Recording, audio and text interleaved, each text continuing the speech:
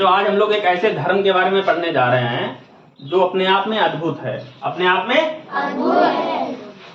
जिस समय आज के टाइम पे जब लोग एक एक पैसे के लिए दम निकाल रहे हैं, उस समय एक ऐसा धर्म है जिसे किसी भी चीज की आवश्यकता नहीं है, जिनके ब्लड में त्याग बसा है, ये समझ लीजिए। एक ऐसा धर्म जिसे हम जैन धर्म के नाम से जानते हैं, आज हम उनके बारे में जाने। पहले थोड़ी सी जानकारी ले लें इसके बारे में। ये जो जैन धर्म है, 6 ईसा पूर्व पहले की बात है। इसमें कुल 24 तीर्थंकर हुए। कितने हुए? 24। अब आप सोचेंगे तीर्थंकर क्या होता है? तीर्थंकर वो होता है जो अपने मन को क्या कर ले, जीत ले, जो अपने मन और इंद्रियों पर जिसका कब्जा हो मतलब जिसके नियंत्रण में हो, उसे बोलते हैं तीर्थंकर। इसमें कुल 24 तीर्थंकर हुए। जो अंतिम तीर्थंकर थे वो थे महावीर स्वामी। महावीर स्वामी मुख्य रूप से इस धर्म के जो संस्थापक है वो है महावीर स्वामी। और जो पहले तीर्थंकर थे वो थे ऋषभदेव। दूसरे 23 में जो मतलब सेकंड लास्ट थे वो थे पार्श्वनाथ। और अंतिम थे स्वामी महावीर स्वामी। जो प्रथम थे उनका जो प्रतीक चिन्ह था वो था सांड या बैल, प्रतीक चिन्ह होते थे। पार्श्वनाथ इनका था सांप, स्नेक।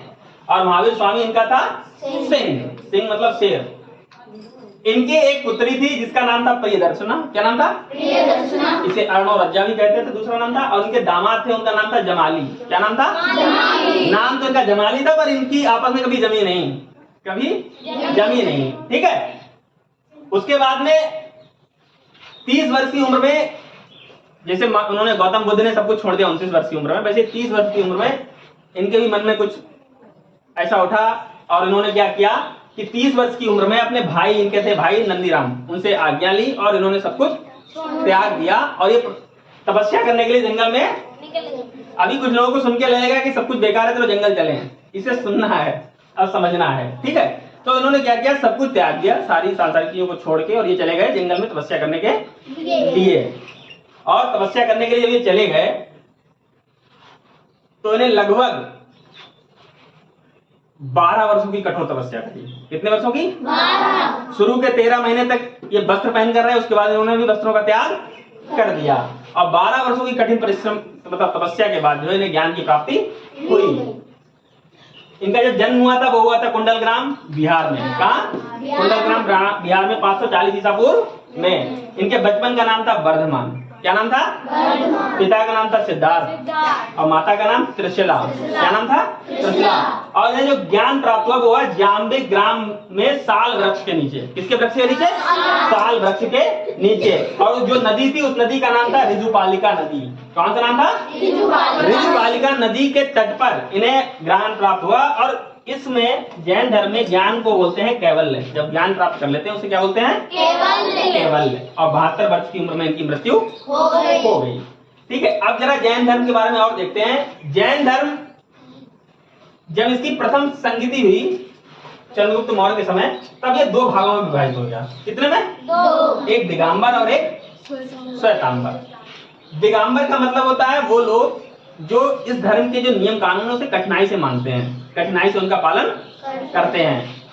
और दिगंबर का मतलब होता है दिशाएं ही जिनका वस्त्र है, दिशाएं ही जिनका मतलब ये लोग नग्न अवस्था में रहते हैं। और श्वेतांबर का मतलब होता है जो श्वेत कपड़े पहनते हैं। श्वेत मतलब व्हाइट, जो सफेद कपड़े पहनते हैं वो कौन हो जाते हैं?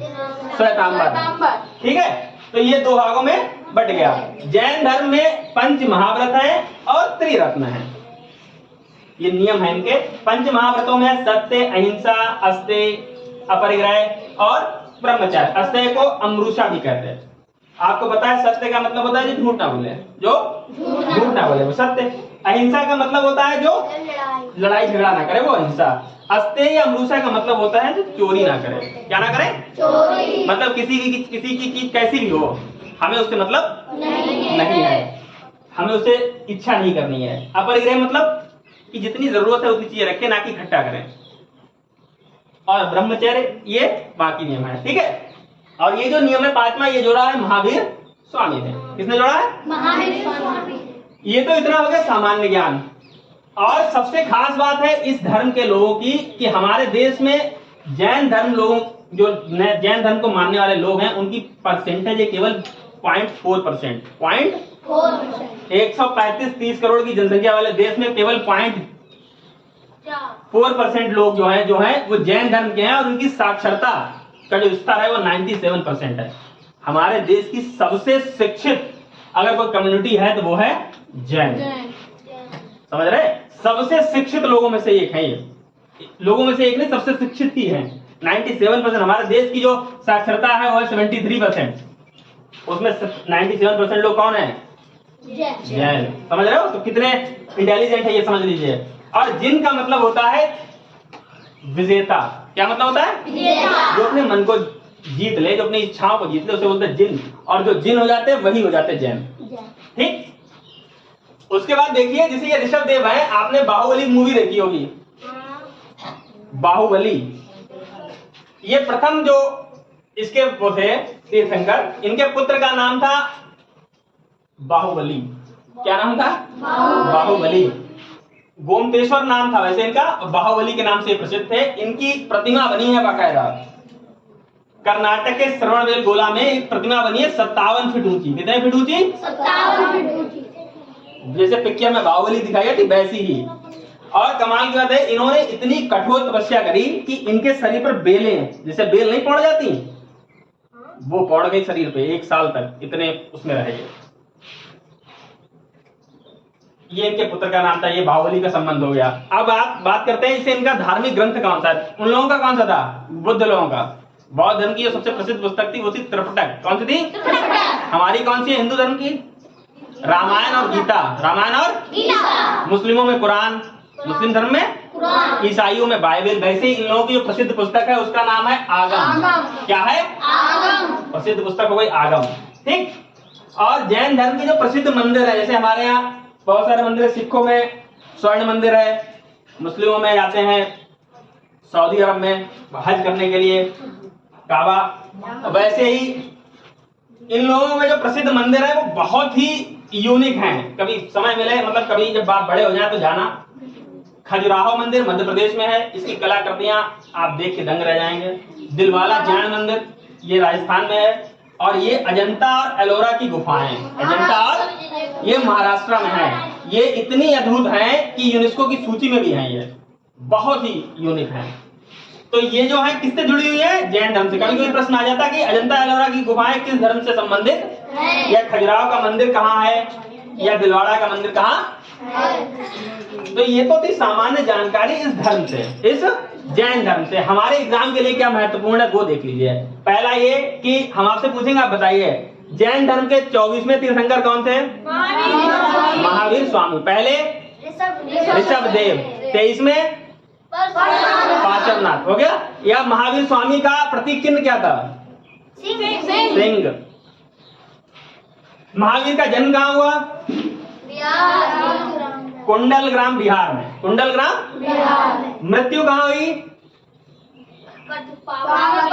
पावापुरी में। कहाँ हुई? पावापुरी में। अच्छा, इनके बचपन का नाम बहुत पूछा जाता है। क्या नाम था? वर्धमान। और उनके गौतम बुद्ध का नाम क्या था बचपन का? सिद्धार्थ। ये कंफ्यूजन रहता है। इन्होंने अपना प्रथम उपदेश कहाँ दिया? राजगीर में। कहाँ दिया? राजगीर। और पहला उपदेश दिया किसे था? अपने दामाद जमाली को। किसे दिया था? जमाली को। ठीक। और एक इसमें अहम चीज जो छूट गई, एक इसमें होता है व्रत, जिसे बोलते हैं प्राण त्यागने के लिए होता है, उसे बोलते हैं संलेखना। क्या बोलते हैं? नहीं रुका, संलेखना विधि। वो विधि ऐसी होती है जैसे हिंदू धर्म में होता है, अगर आपको जीवन को अच्छा बनाना है तो गीता का अध्ययन करें। किसका करें? गीता का। तो आपका जीवन स्वर्ग हो जाएगा। इन लोगों का मानना है कि अगर मौत को महोत्सव बनाना है तो आप जैन धर्म में आ जाएं। किसमें आ जाएं? जैन धर्म। इसमें एक विधि होती है संलेखना विधि। वो 12 सालों में अपने प्राणों को कम भोजन करके हल्के हल्के प्राणों को त्यागते हैं। पहले कोई सोचो, 12 सालों का कोई ऐसा इंसान होगा जो हल्का हल्का भूखा रह के मरना चाहे? नहीं। तो ये जैन धर्म केवल धर्म नहीं है, ये एक बहुत ही इमोशनल एंगल है। इमोशनल अटैचमेंट होगा वही ये कर पाएगा, ये सब नहीं कर सकते। अगर सब लोग कर लेते तो ये धर्म केवल भारत में नहीं रह जाता। 0.4% लोग ही नहीं होते जो जैन धर्म को अपनाते हैं। इसे अपनाने के लिए बहुत ही मन का मजबूत इंसान चाहिए। वर्तमान समय में हमारे देश में सबसे प्रसिद्ध व्यक्ति हैं जैन धर्म के, उनका नाम है तरुण सागर। क्या नाम है? जैन मुनि तरुण सागर। उनके बारे में पढ़ना तो आपको आइडिया लगेगा। तो उनके बारे में पढ़ोगे तो आइडिया वो सारी बातें बताते हैं क्या जैन धर्म है, क्यों उन्होंने फॉलो किया। वो 13 साल से इस धर्म में है, 13 साल से, तब उन्होंने सब कुछ छोड़ दिया और अपना लिया जैन। ऐसा धर्म जो हल चलाने पर भी जोर देता है कि हल नहीं चलाएंगे क्योंकि क्या हो जाएगा, जीव जंतु मर जाएंगे। चप्पल नहीं पहनते, क्यों? क्योंकि कोई ना कोई इंसेक्ट, चींटियां या कोई जो जमीन पे चलता है वो दब जाएंगे। जो इतना अहिंसावादी धर्म हो, इतना अच्छा हो और उसके नियम इतने कठिन हो, सबके बस की बात नहीं है जो इसे फॉलो कर पाए। बात समझ में आई? ये धर्म सीख के कैसा लग रहा है? अच्छा लग रहा? अगर इससे क्वेश्चन आएगा सामान्य से आते कि कौन सा तीर्थंकर है, कौन से नंबर के थे, या जैन धर्म के संस्थापक कौन थे, यही सामान्य आएंगे, वो इससे बचेंगे नहीं। तो आप कर लेंगे, ठीक है?